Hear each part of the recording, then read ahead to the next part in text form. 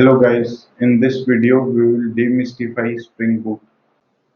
Purpose of this video is to understand the magic behind Spring annotations, and in this video we'll talk about transactional annotations.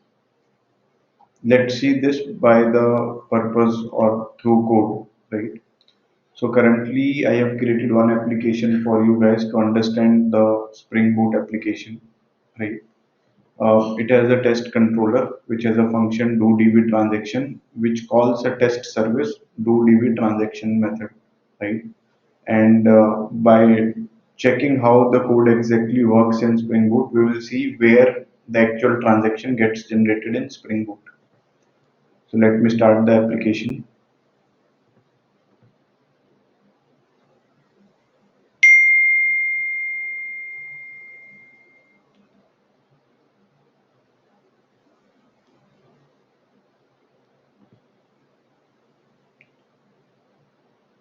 So the application is started. Let me go call an API.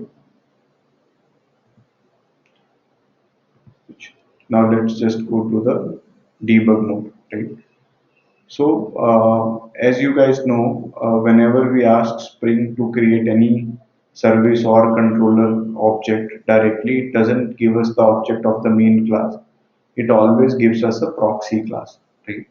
So, if you can see this test controller, when it invoked do transaction, it doesn't invoke actually on the test service.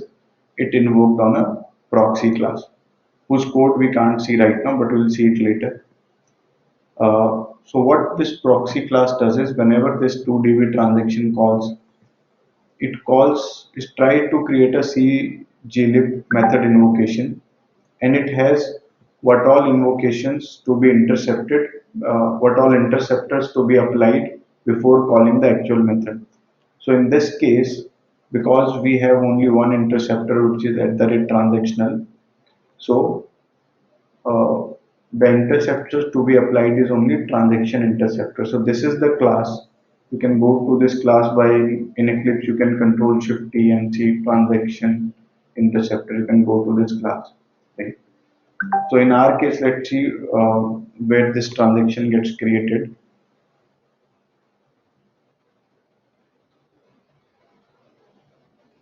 So at this point, the interceptor gets invoked and it says okay with the method invocation, which is again a wrapped method invocation, say invoke this with transaction. Why this is wrapped? Because there may be other interceptors to be called before calling the actual invocation, right? Now let's go inside this invoke with transaction method, right?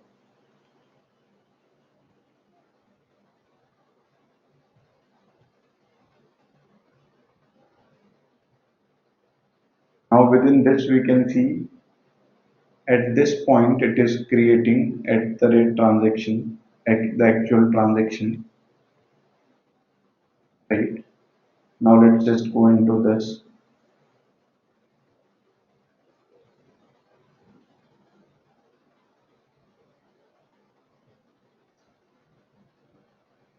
And interestingly, at this point, it is binding this transaction to the thread so that wherever this thread goes, anybody can access this transaction value. Right?